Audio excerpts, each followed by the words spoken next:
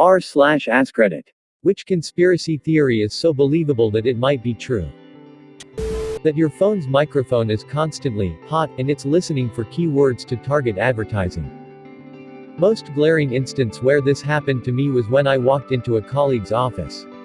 He had just gotten a standing desk, but one that goes on top of his existing desk rather than a standalone pun model. That's important to note. I said, "Nice standing desk, when did you get that?" "Thanks, just today," he replied. That was literally all that was said about the desk. We talked about work-related stuff, and as I walked out and checked my phone, there was an ad on Facebook for that exact model of standing desk. I have never owned one, wanted one, or Googled one before. Yet there it was on my feed. Tin foil hat be damned, they listen in. I've had this happen to me twice in the last month. Things I talked about with my daughter, one being hard-boiled eggs, showed up on my feed hours later. There it was, an ad for a hard-boiled egg cooker. Never Googled anything about hard-boiled eggs. Weird AF. I can't remember the first one. When I said something to my daughter about it after the first time, she called me crazy. When I showed her the egg thing, she said, "Well damn. You might be right." This isn't even a conspiracy theory. Stay on top of your app permissions, especially for Google services and apps, background stuff especially. This has happened to me multiple times. The time that really seals the deal for me is when my mother asked me to be a surrogate for her, which was heavily declined, as she doesn't need any more children to ruin, one day while over my house. It was either later on or the next day that I was telling my boyfriend about how ridiculous it was for her to be asking me to be a surrogate. Lo and behold, scrolling through Facebook I get an ad that says, "Become a surrogate." Never in my life have I had an ad for surrogates until I said the words aloud. Creepy. That Natasha Jot was murdered by the Catholic Church for exposing a pedophile ring. This is trending on r conspiracy and r out of the loop right now. Credit to you. Update for the summary. Natasha Jot, a model, TV journalist, exposed a pedophile ring on live Argentinian TV a few months ago, after following cases over the last few years. She had claimed that she would not commit suicide in April of 2018 while investigating these rings, but was found on February 23, 2019 to be dead from suicide. Uploaded an image of her dead body shortly after she killed herself on Twitter, and then promptly deleted it afterwards. To quote you, "Happy Cake Day 1. She supposedly died from a cocaine overdose, heart failure, stroke. She had said that if she wound up dead, the people she had accused of rape, she was on trial, and it was powerful people, would be guilty. I won't kill myself, I won't overdose and drown in a bathtub, I won't shoot myself." If she actually said all of that on the record, then yeah, she was most likely murdered. Of course that doesn't mean it was someone linked to the Catholic Church, and it also could have possibly been a coincidence with timing, but IDK. My conspiracy theory. Facebook purposely attempts to ruin people's relationships because the drama gets more views and more views sell more ads. Several years ago they introduced a feature so that your comments on other pages would show up in your friends' feeds. So if you're secretly an atheist and you comment on some atheist page, it shows up in your devout Southern Baptist grandma Muriel's timeline, even though it's a conversation that has nothing to do with her and there's no reason for it to be. As a result, Facebook outs you to your family, and grandma is typing away at all the evil Satanists trying to corrupt her grandson. And if you comment on a public post, it's unavoidable. You used to be able to control who could see your comments even on public posts by other pages, but at the same time Facebook introduced their tattletale feature, they took that ability away. Now if they were to stumble across the same page they'd be able to see your comment, but after that change, Facebook started pointing everybody you know directly to it. Not to mention, the privacy settings are difficult to find, difficult to understand, and with each passing year gives you less and less control over who sees what. By forcibly combining everybody's social circles, Facebook is trying to generate conflict. They want to generate conflict because the conflict happens on Facebook, which means people logging onto Facebook more often and seeing more ads. They're essentially an internet tabloid, except instead of showcasing the personal drama of celebrities for clicks and sales, they're doing it to you instead. Ever notice how the vast majority of family drama, relationship fights, etc., these days happens on Facebook. That's by design. Facebook is literally destroying the social fabric to make a buck. Consuming relationship stability like it's an oil refinery consuming crude. That's why you hide your real opinions on FB and share them on Reddit instead. That there are hundreds of companies that operate tens of thousands of Reddit accounts each. They have been auto-regging these accounts for years, use scripts to auto-post and comment, and have humans that shift through all the accounts to make various comments to maintain these accounts. These companies have the ability to control and gain their way to the front of Reddit. Huge brands use them, special interest groups use them, political parties use them. It's not a conspiracy, it's a real thing. The ballistic missile threat that was sent to Hawaiian cell phones saying, "Seek shelter, this is not a drill," that was later deemed a mistake, was a real missile that was intercepted before impact. I could see this being real, but is there anything to back up the claim? Yeah, I feel like, though plausible, that this would be super obvious, especially if it was from another country. Dyson purposefully made the cable shorter over time just before announcing the cordless version. My DC-01 has a 12mm flex, my DC-14 has a 6.5mm flex. They purposefully made the flex shorter to be an inconvenience and make people want the cordless version. Darth Jar Jar was 100% planned and hinted at in TPM, but the sheer amount of hatred for the character made Lucas back down. I actually wish he went through with the original vision. That William Shakespeare never wrote any of the works that have been attributed to him. I don't think I believe the theory 100%, but the lack of evidence to support him as a writer is amusing. William Shakespeare was born, lived, and died in a small town that consisted of not much more than sheep farmers. His father made sheepskin gloves. Certainly not the life that would have contributed to the knowledge of the many royal topics of Shakespeare's works. Surely the true author of Shakespeare's works would have had the means to travel and learn of all the worldly topics that his works were based on. We do know that he did own the Globe Theatre, and that he did work there as an actor. There is no record of his attendance at any schools. He was raised in an illiterate household, both of his parents signed all legal documents with a mark, a sign of illiteracy. There are 6 surviving signatures of Shakespeare, all of them look as if a 4-year-old wrote them. They were all most assuredly written by an illiterate person. All of the signatures were found on documents such as a mortgage contract, and his will. There are no surviving original written literary works written by Shakespeare. There are no surviving personal letters written by him. Surely a letter written from Shakespeare would be coveted as prized possession, surely destined to survive to the present day. Mozart's handwritten letters professing his desire to poop on his cousin's face have survived to this present day, but not a single letter written by William Shakespeare. The only surviving written documents, written in his hand, were his will, and few other small pieces. All pieces of his writing that have been found were all written in secretary hand, a very basic form of writing typically used by poorly educated people. There are no surviving official documents that recall him as being a writer in any way. All official documents state that he was a businessman, and a real estate owner. Shakespeare's will made no mention of any assets related to writings, books, or anything of that nature.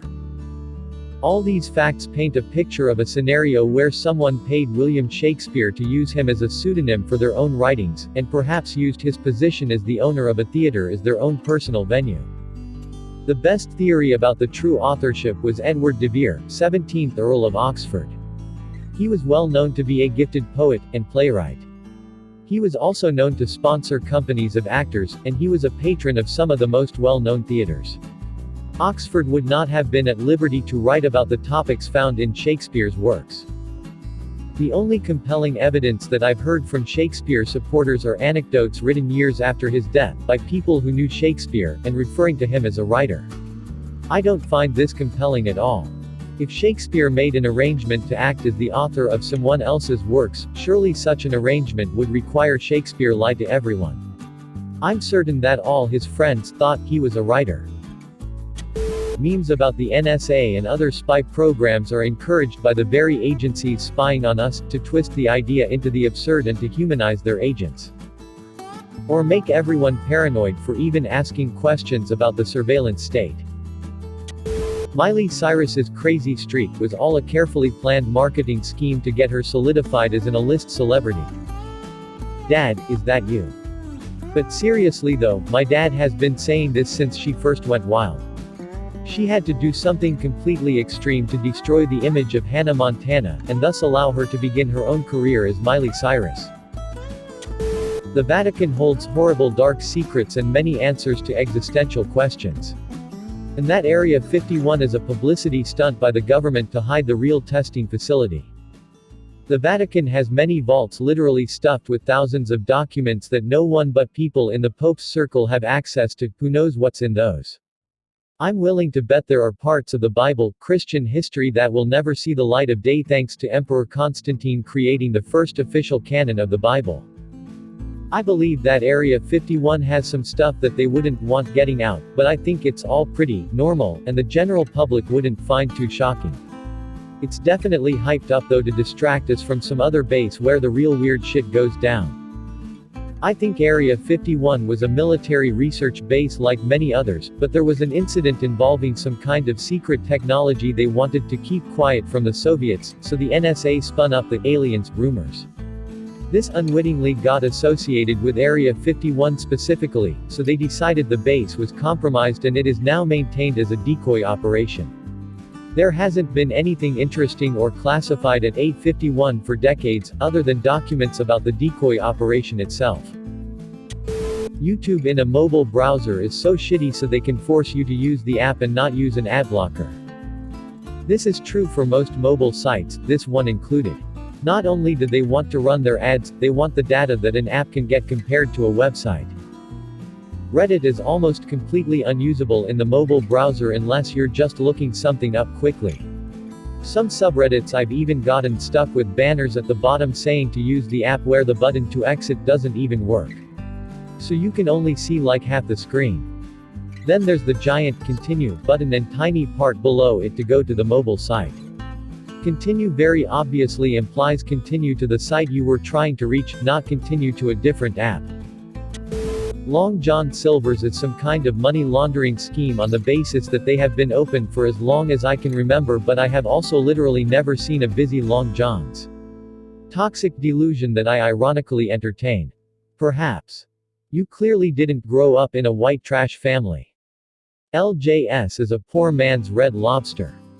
We would eat fast food almost every night when I was growing up, and maybe once a month get LJS. It was a treat. Bro, those hush puppies were bomb. There is a LJS near my house that I have legit never been to, or seen anyone go inside of or use the drive-thru. It's been there for 10 plus years, while other businesses like McDonald's and KFC have opened and closed locations within a block. Yum brands. LJS, KFC, Taco Bell, Pizza Hut. They are also partially franchised and partially corporate owned. You probably live by a corporate run store. They'll keep them open just because sometimes. Some organization, group of people wanted all the Kennedys dead for some reason. Edit, the term conspiracy theory, and its poor connotation was created by the US government specifically for skeptics of the official JFK assassination story. Just felt I should put that out there. The president of the Philippines, Duterte, is very anti-drugs to hide his own involvements with drug cartels off which he makes billions. Funny enough, he once told supporters that, if his own children were found to be dealing in drugs, they should be executed. Not long after, one of his children was found to be involved with a big shipment of cocaine, IIRC. Still alive. I may be shaky on some of the details here, but I remember reading this on Duterte's Wikipedia page. I'm at work, we'll find the source later if anyone is interested. Edit, thanks to everyone who has posted sources in the comments. I got some of the details wrong, meth, not coke, etc., but the gist is accurate. Also, Duterte had a past drug issue with fentanyl, that nobody really knows if he's clean from, and apparently smokes weed. The Laurel Canyon Conspiracy. Basically, if you look at the counterculture revolutionaries in the music industry in the 60s, most of them were the children of military intelligence people. So the theory is that the free love, lots of drugs movement they inspired was done intentionally to distract the youth from a full-scale revolution. The thought was if the angry youth of the mid to late 60s were too high and getting laid all the time, they would stop caring as much about societal ills and then basically sleepwalk through the 70s, which they did. I stumbled upon this when I was reading up on Jim Morrison and how his father was the one who called in the fake strike at the Gulf of Tonkin that kicked off the Vietnam War, and which was shown later to have been a false flag. Turns out, a lot of his contemporaries were also children of highly placed military people with ties to intelligence. Strange that they all wound up in Laurel Canyon as part of the same movement. Blew my mind too. I just assumed it was bullshit until I started looking up all of these famous musicians of the era and seeing their parents were mostly military intelligence. Too much ducking coincidence that their kids would all get into music, let alone all gravitate to the same canyon in Cali. Apple started the meme about AirPods being expensive as a marketing ploy. Happened around Christmas. You might be right. Not only thing that was happening. I was in there getting my laptop fixed and they were offering $150 gift card for anyone who bought a phone or laptop. Since people were buying stuff already, the extra money made AirPods a lot more affordable. I feel like I see them 5 times more often ever since the memes started, but the memes also caused me to acknowledge their existence more, so who knows. The value of expensive art is just as a pseudo-currency for rich people to subtly buy drugs or other illicit things. Apparently, priceless art on MegaX is under a big threat from champagne corks. I know it's used for tax write-offs. When someone auctions off an art piece for charity, they can write off based on the full appraisal value regardless of if it actually sells for that much or how much they bought it for.